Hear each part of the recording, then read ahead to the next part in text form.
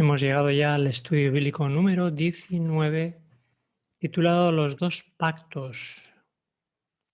Al igual que los hombres hacen pactos, Dios también los hace. La diferencia es que Dios nunca falta a su palabra cuando hace un pacto.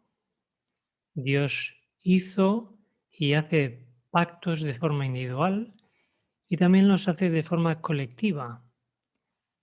Y Dios desea hacer un pacto de tiempo indefinido porque su deseo es hacer ese pacto por la eternidad.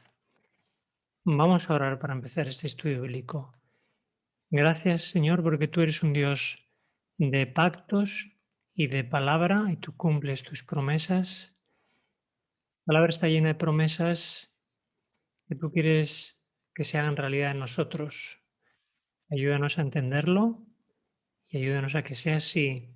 En nombre de Jesús. Amén. Muy bien, tendremos que empezar preguntando qué es un pacto o un contrato. Es lo mismo. Igual que hoy usamos una escritura notarial para tomar un acuerdo entre dos partes, la Biblia habla de pactos y especifica sus detalles para que se conozcan esos pactos. Cada contrato, cada pacto tiene que tener establecidos las condiciones. Entonces, obviamente el nombre que reciben los contratos en la Biblia es pactos. Y vamos a ver qué ejemplos de pactos tenemos en la Biblia. Pacto de entregar la tierra prometida. Este es un pacto en el que Jehová le hace a Abraham una promesa, un pacto, y se le dice que le iba a dar las tierras que iban desde Egipto hasta el río Grande, el río Éufrates. Y luego se le da el pacto de la circuncisión, que también aparece en Hechos capítulo 7, versículo 8. Se le llama así, pacto de la circuncisión. Tenemos también el pacto de las naciones. Pacto de las naciones es el pacto en el que Jehová le dice a Abraham: a Sarai tu mujer no la llamarás Sarai, sino que será Sara su nombre. La bendeciré y de cierto te daré un hijo por medio de ella.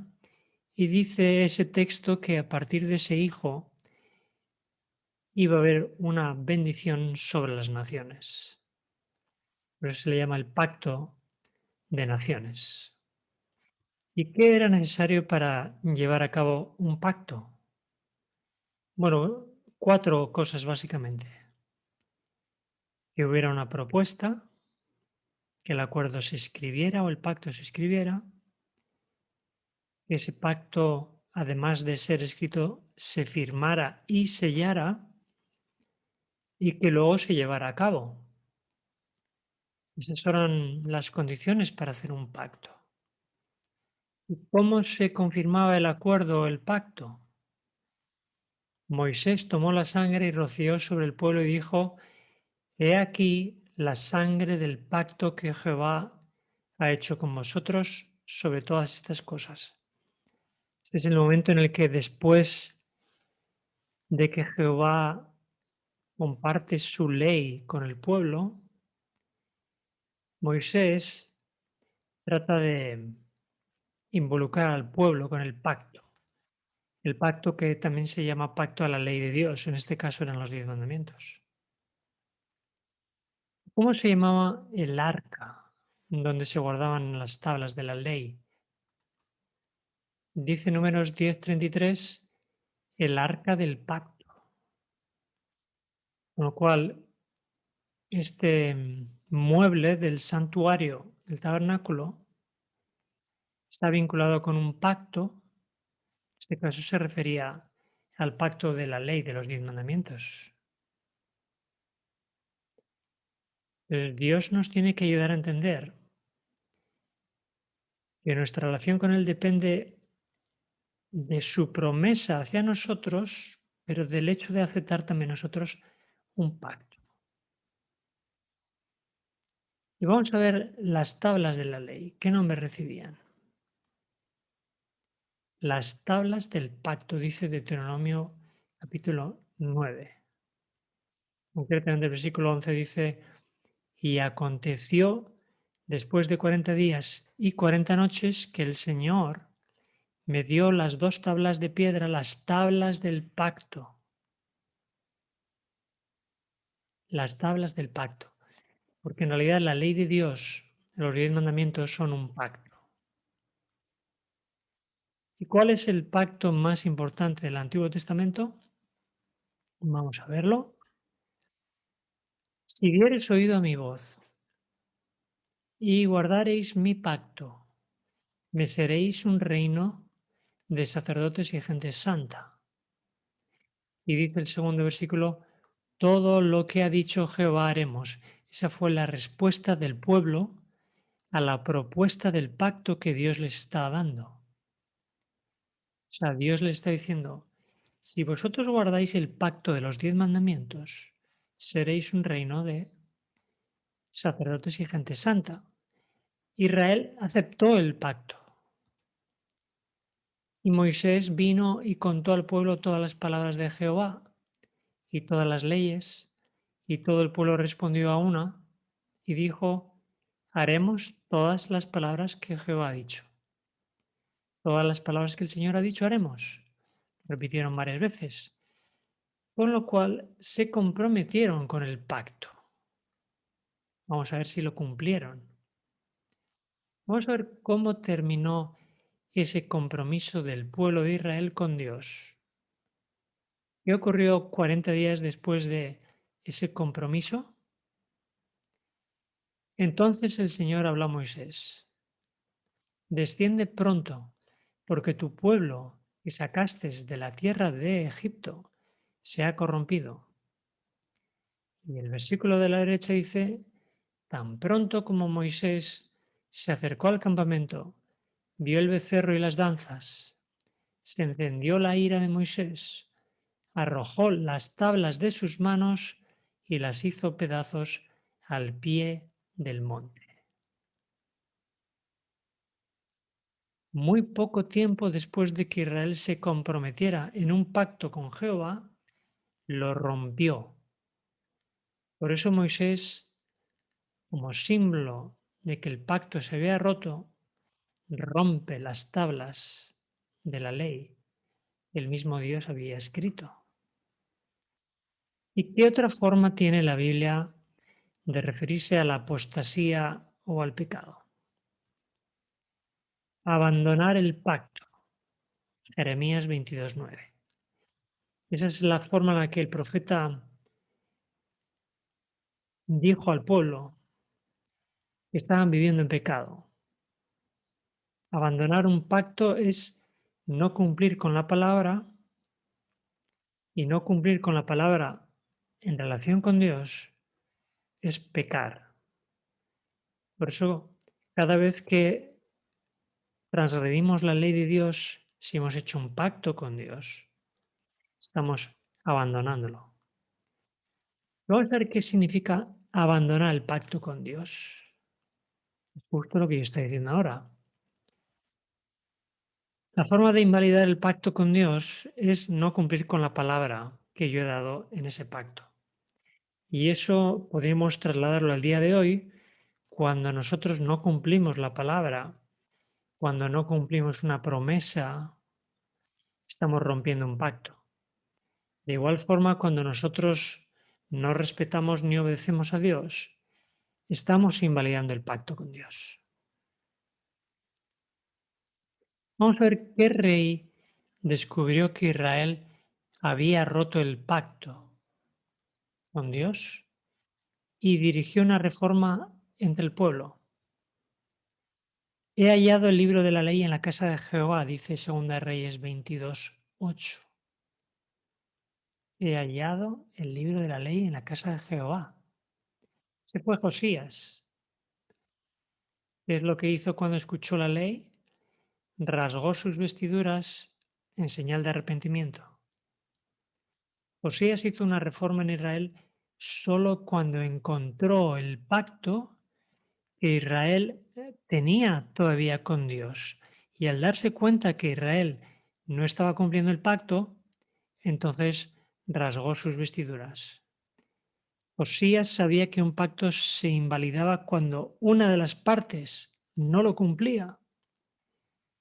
Y como el que no suele cumplir es el hombre, porque Dios siempre cumple, entonces dijo que había que hacer una reforma espiritual. Esa es la base para poder hacer una reforma espiritual. Recuperar el pacto con Dios. Y dice así, 2 Reyes 22:8. Entonces el sumo sacerdote Hilcías dijo al escriba Safán: He hallado el libro de la ley en la casa del Señor. E Hilcías dio el libro a Safán y éste lo leyó. Y en 2 Reyes 23:3 dice: Después el rey se puso en pie junto a la columna e hizo pacto delante del Señor de andar en pos del Señor y de guardar sus mandamientos, sus testimonios y sus estatutos con todo su corazón y con toda su alma, para cumplir las palabras de este pacto escritas en este libro. Y todo el pueblo confirmó el pacto. Una vez más, aparece aquí la palabra pacto. Jesús tuvo que preparar un nuevo pacto o acuerdo. Vamos a ver si siguió el mismo proceso. Porque hay cuatro, como hemos dicho.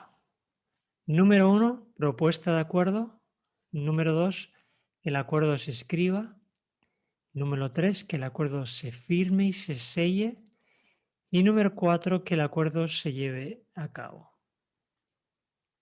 Entonces, ¿quiénes dijo el profeta Daniel que son los que sí que guardan el pacto?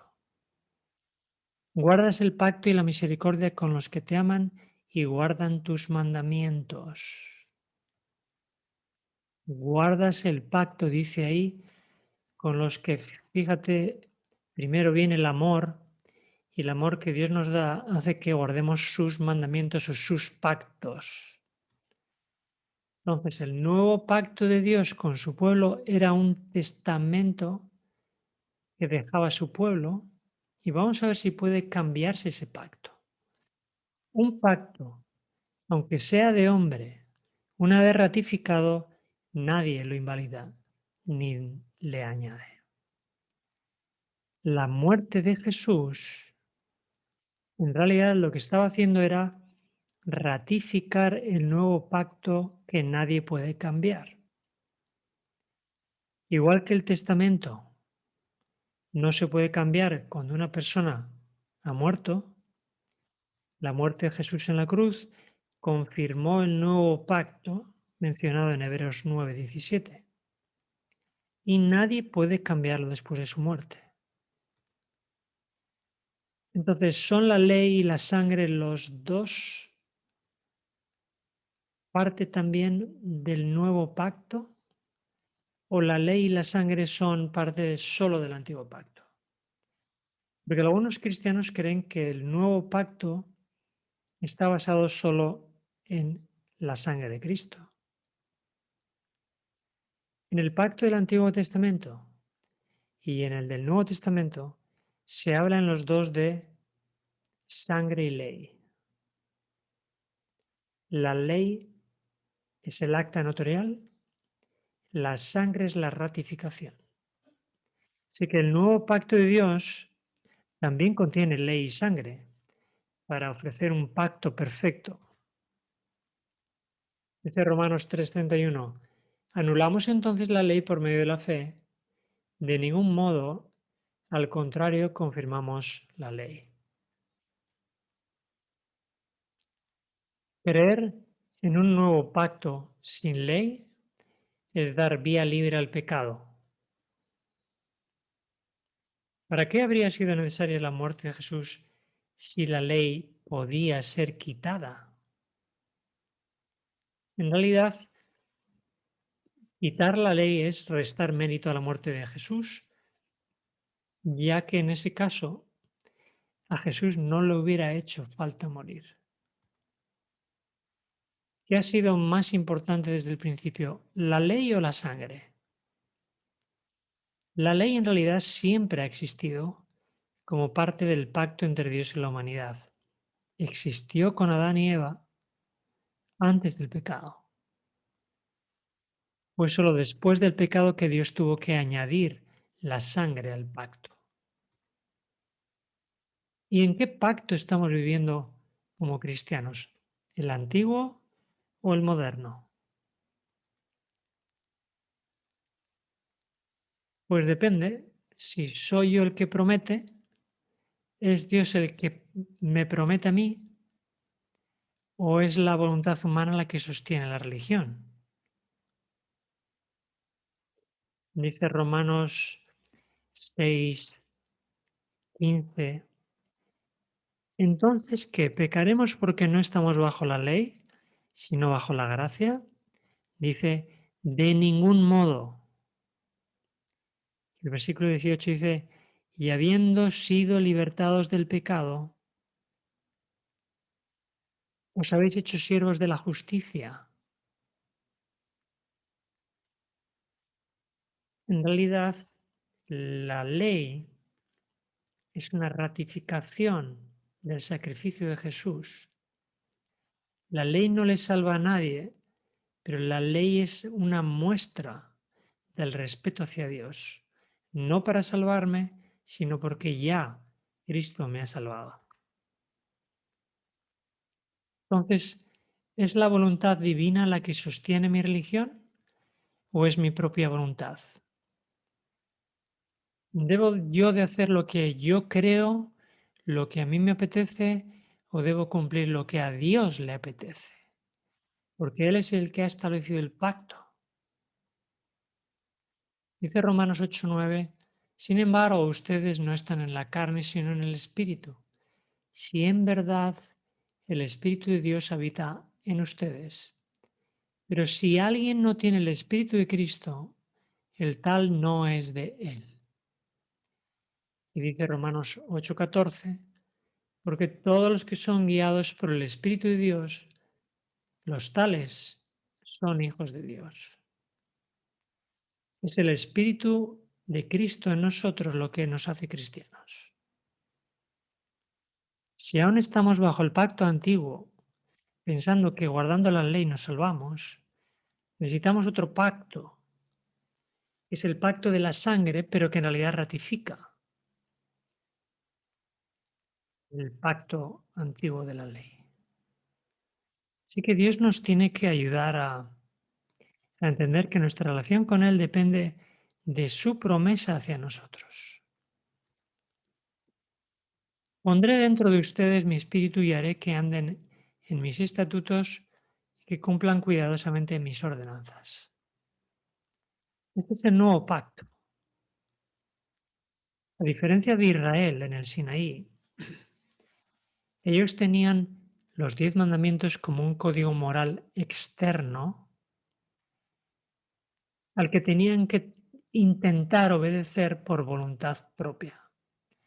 En el nuevo pacto, Dios coloca su ley en nuestras mentes para que las cumplamos de forma natural, sin que sea una carga ni un agravio.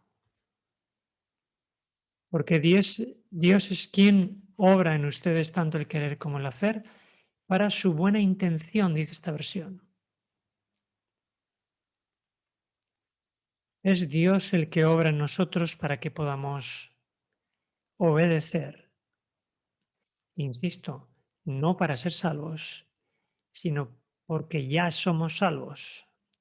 Y si obedecemos es para dar honra y gloria a Dios y a su pacto, a su ley, sus mandamientos, que son su propio carácter. Así que guardar los mandamientos de Dios en realidad es una forma de honrar el nombre de Dios. Simplemente eso. Que Dios nos ayude a entender cuán importante es el pacto eterno que Dios ha creado en nosotros, que quiere colocar su ley en nuestras mentes para que podamos manifestar por medio de nuestra conducta que somos cristianos y que somos semejantes a Cristo. Amén.